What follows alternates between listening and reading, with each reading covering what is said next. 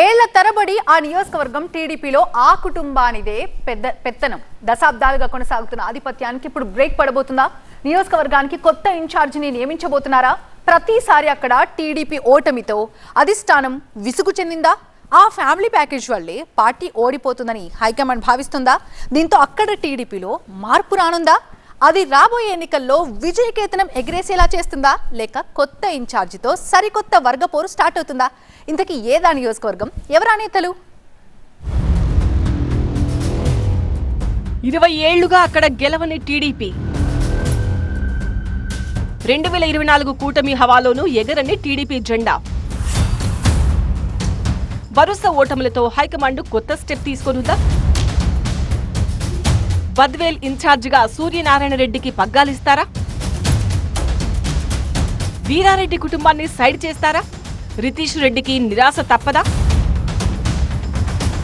ఇది పార్టీని బలోపేతం చేస్తుందా, లేక వర్గపోరును మరింత పెంచుతుందా?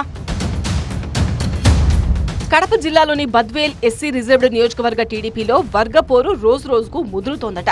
అది పేరుకు ఎస్సీ రిజర్వ్డ్ స్థానం అయినప్పటికీ అక్కడి టీడీపీలో పెత్తనం చెలాయించేది మాత్రం మాజీ మంత్రి వీరారెడ్డి కుటుంబమే అంటారు.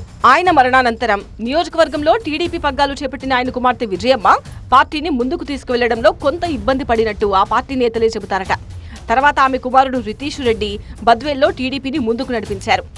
గ్రామానికి తిరిగి పాదయాత్ర కూడా చేశారు. అయితే అక్కడున్న వర్గపోరుతో టీడీపీ పుంజుకోలేకపోయిందని పార్టీ నేతల్లో చర్చ జరుగుతోందట. వీరారెడ్డి నుంచి ఆయన మనవడు రితీష్ రెడ్డి దాకా ఒక ఫ్యామిలీ పెత్తనం కింద ఉన్న బద్వేల్లో గత 20 ఏళ్లలో టీడీపీ ఒక్కసారి కూడా గెలవలేకపోయింది. ఈ క్రమంలో బద్వేల్ నియోజకవర్గ టీడీపీకి కొత్త ఇన్ఛార్జిని ఏర్పాటు చేయాలనే ఉద్దేశంలో పార్టీ అధిష్టానం ఉన్నట్టు తెలుస్తోంది. ఈ మధ్య కాలంలో నియోజకవర్గంలో ఐవీఆర్ఎస్ కాల్స్ ద్వారా టీడీపీ హైకమాండ్ సర్వే చేయించిందట. దానిలో డీసీసీబీ చైర్మన్ సూర్యనారాయణ రెడ్డి పేరు ఎక్కువగా వినిపించిందట. అయితే సూర్యనారాయణ రెడ్డి బద్వేలు ఇన్ఛార్జి రేసులో ఉన్నట్టు తెలియడంతో రితీష్ రెడ్డి వర్గం మండిపడుతోందట. సూర్యనారాయణ రెడ్డి గతంలో రితీష్ వర్గంలోనే ఉండేవాళ్లని, ఆయనకు డీసీసీబీ చైర్మన్ పదవి రావడానికి రితీష్ రెడ్డి కారణమని చెబుతారు. అయితే ఆ తర్వాత కొన్ని కారణాలతో వాళ్ళిద్దరి మధ్య విభేదాలు ప్రారంభమయ్యాయని చెబుతారు. ఇప్పుడు ఒకే పార్టీలో ఉన్న 2 వర్గాలు ఉప్పు నిప్పులా ఉన్నాయట. రితీష్, సూర్యనారాయణ వర్గాల మధ్య పచ్చగడ్డి వేస్తే భగ్గుమంటుందని, అది పార్టీలో వర్గపోరును మరింత పెంచుతుందని టీడీపీ క్యాడర్ వాపోతున్నారట.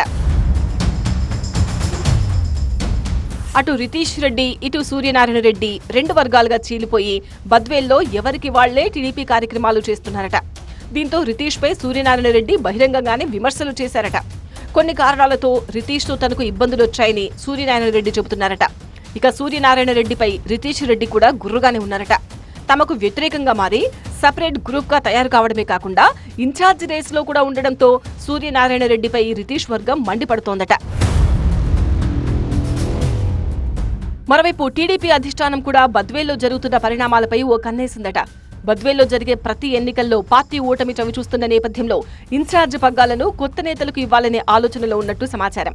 దీనిలో భాగంగా సూర్యనారాయణ రెడ్డికి ఇన్ఛార్జి పగ్గాలు అప్పజెబితే నియోజకవర్గంలో పార్టీ బలోపేతం అవుతుందా అనే అంశంపై కూడా సమాచారం సేకరించారట. సూర్యనారాయణ రెడ్డికి బద్వేల్ పార్టీ పగ్గాలను అప్పజెబుతామని టీడీపీ అధిష్టానం చూస్తోందట. అయితే నియోజకవర్గంలో టీడీపీని ఎప్పటినుంచో కాపాడుకుంటూ రావడమే కాకుండా పార్టీ అధికారంలో ఉన్నా లేకున్నా క్యాడర్ను నిలబెట్టుకుంటూ వచ్చిన విజయమ్మ, రితీష్ రెడ్డిని కాదని పార్టీ పగ్గాలు వేరే వాళ్లకు అప్పజెప్తారా అనే దానిపైన కూడా చర్చ జరుగుతోందట. ఈ వ్యవహారంపై రితీష్ రెడ్డి వర్గం మండిపడుతోందట. కష్టకాలంలో పార్టీని కాపాడిన కుటుంబాన్ని కాదని వేరే వాళ్లకు పగ్గాలు అప్పగిస్తే లోకల్ టీడీపీ వర్గాలుగా చీలిపోతుందని క్యాడర్ భావిస్తోందట. ఇక ప్రతిసారి ఒకే కుటుంబానికి పార్టీ పగ్గాలు ఎలా అప్పగిస్తారు? వేరే వాళ్లకు కూడా అవకాశం ఇవ్వాలి కదా అంటోందట మరో వర్గం. అయితే సూర్యనారాయణ రెడ్డికి బద్వేల్ ఇన్ఛార్జ్ పదవి అప్పగించడం ఖరారయ్యే అవకాశం ఉండడంతో రితీష్ వర్గం మండిపడుతోందట.